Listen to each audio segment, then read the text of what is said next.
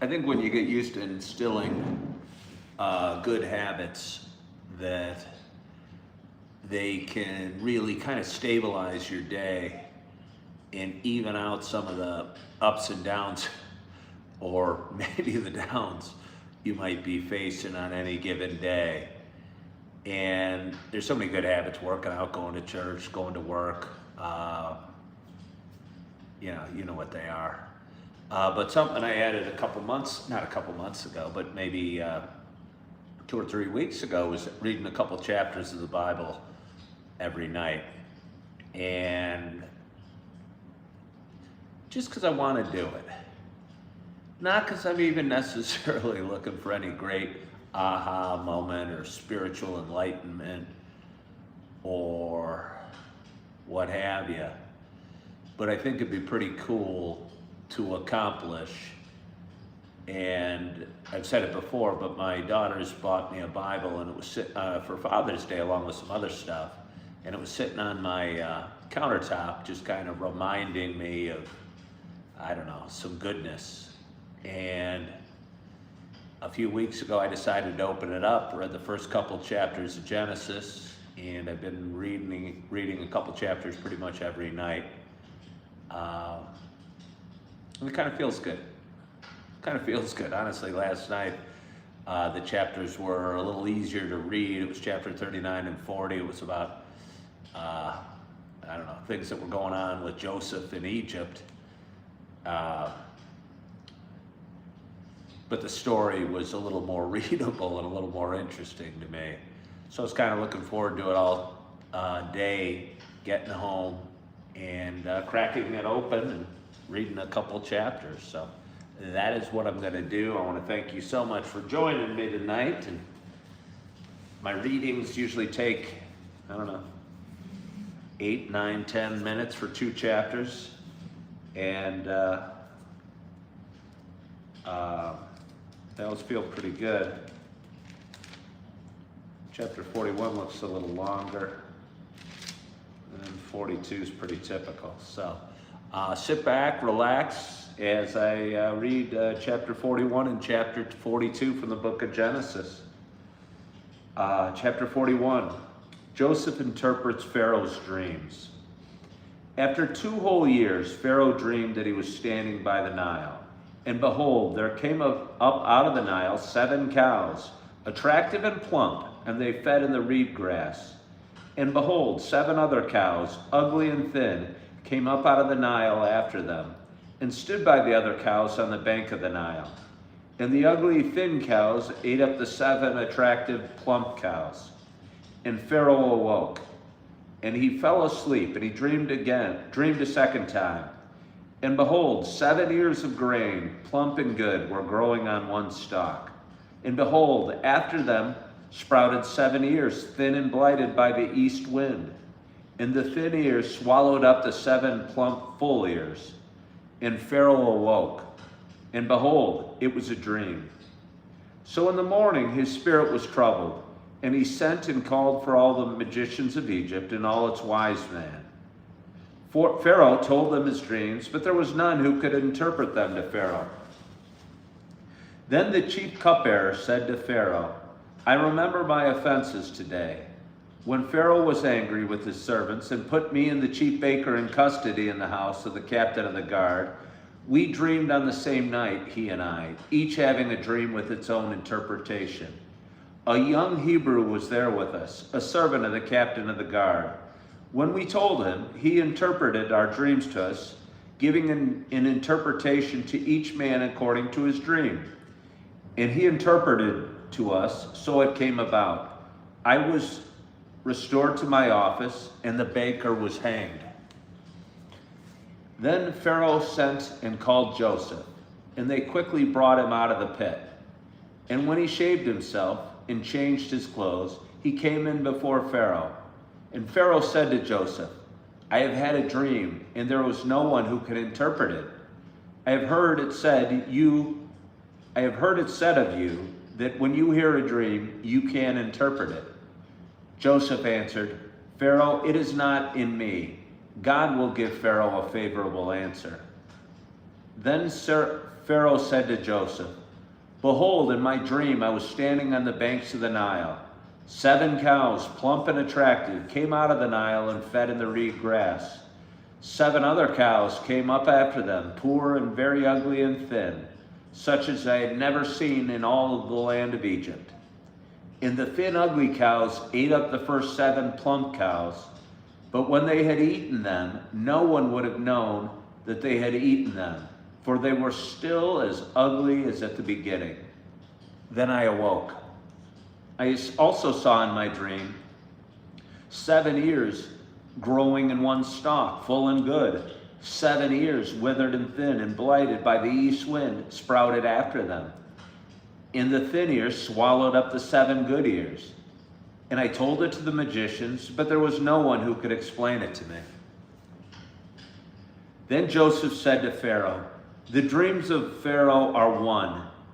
God has revealed to Pharaoh what he is about to do.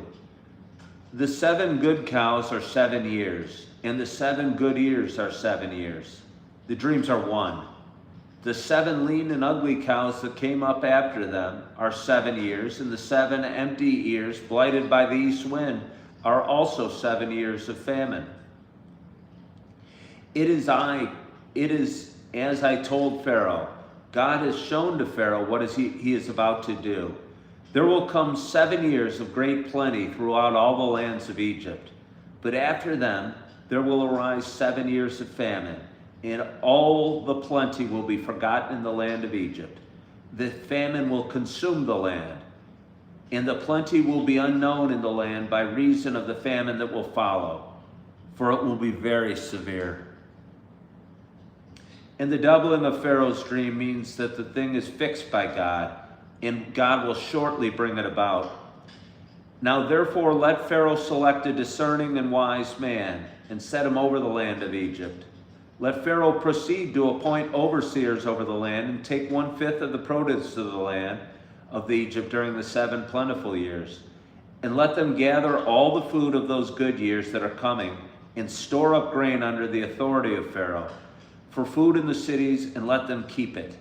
That food shall be a reserve for the land against the 7 years of famine that are to occur in the land of Egypt, so that the land may not perish through the famine." Joseph rises to power. The proposal pleased Pharaoh and all his servants. And Pharaoh said to his servants, "Can we find a man like this, in whom is the Spirit of God?" Then Pharaoh said to Joseph, "Since God has shown you all of this, there is none so discerning and wise as you are. You shall be over my house, and all my people shall order themselves as you command. Only as regards the throne will I be greater than you." And Pharaoh said to Joseph, "See, I have set you over all the land of Egypt."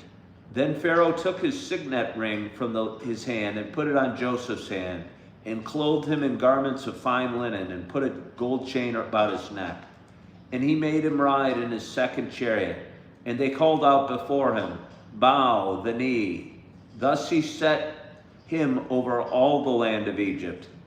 Moreover, Pharaoh said to Joseph, "I am Pharaoh, and without your consent no one shall lift up hand or foot in all the land of Egypt." And Pharaoh called Joseph's name Zaphenath-Paneah, and he gave him in marriage Asenath, the daughter of Potiphera, priest of On. And Joseph went out over the land of Egypt. Joseph was 30 years old when he entered the service of Pharaoh, king of Egypt. And Joseph went out from the presence of the Pharaoh, and went through all the land of Egypt. During the 7 plentiful years, the earth produced abundantly. And he gathered up all the food of these 7 years, which occurred in the land of Egypt, and put the food in the cities. He put in every city the food from the fields around it.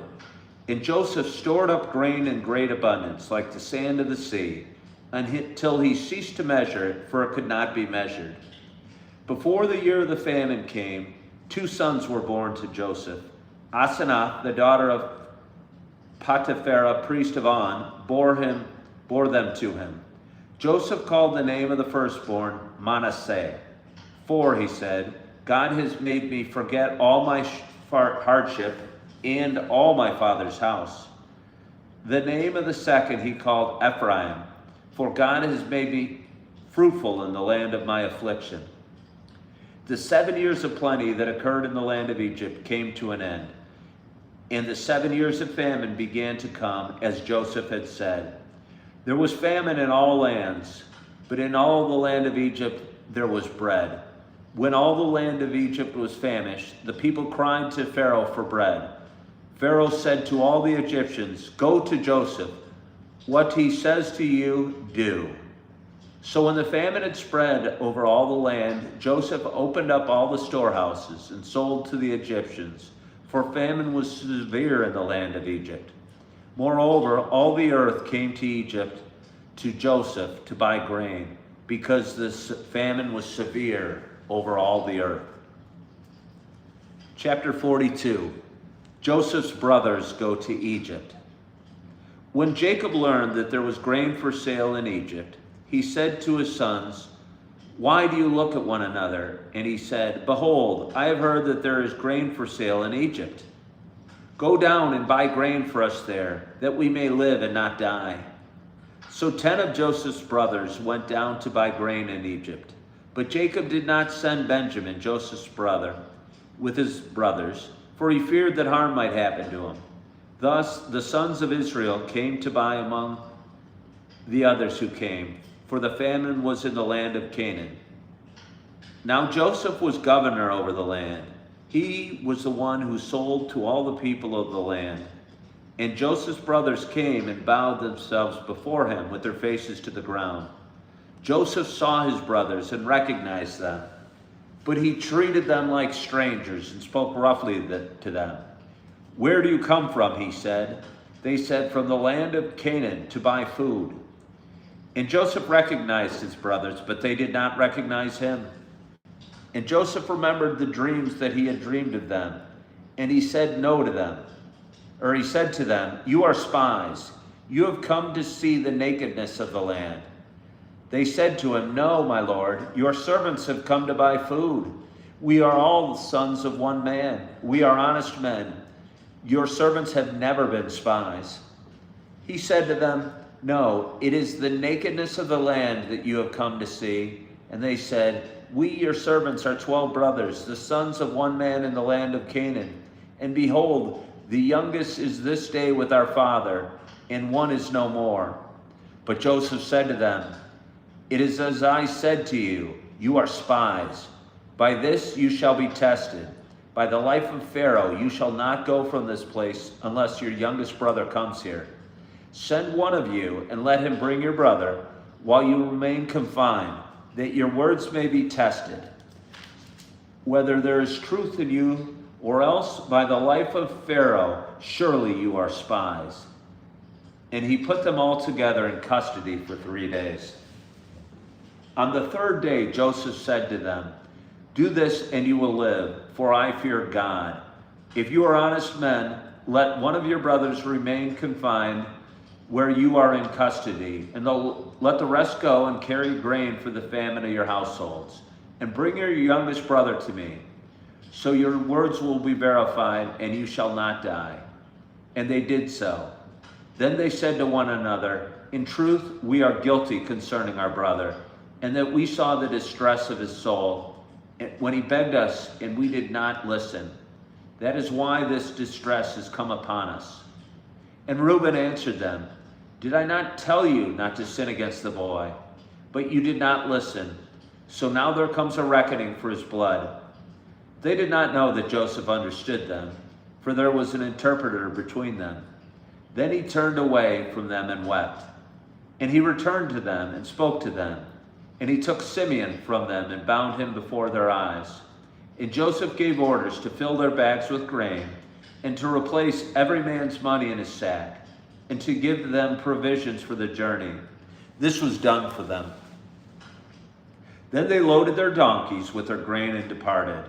And as one of them opened his sack to give his donkey fodder at the lodging place, he saw his money in the mouth of his sack.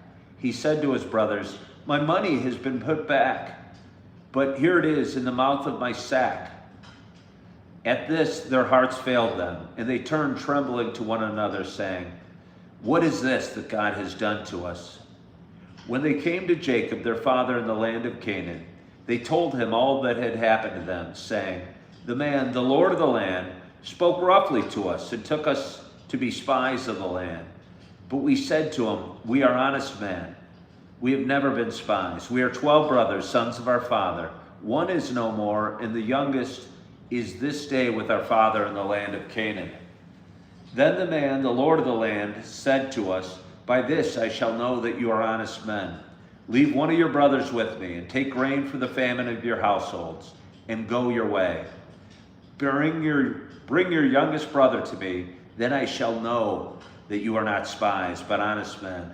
And I will deliver your brother to you, and you shall trade in the land.'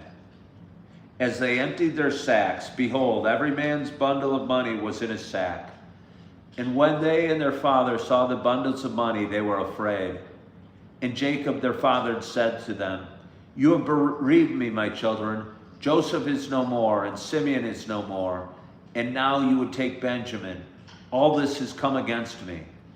Then Reuben said to his father, 'Kill my 2 sons if I do not bring him back to you. Put him in my hands, and I will bring him back to you.'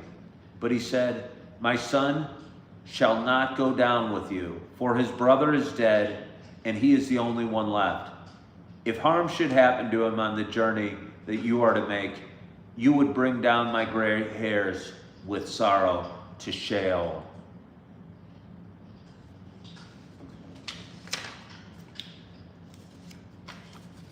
Again, I don't know how many of you have been watching from the beginning, but the last few chapters have been kind of interesting and fairly simple enough to follow. And for the first time, as I closed the book after my 2 chapters of reading, I was kind of curious about what happens next when the brothers of Joseph return to Egypt, and how they're going to be treated, and when Joseph unveils himself as the brother they sold off to slavery. So yeah, that is chapter, again, I believe it's 41 and 42 from the book of Genesis.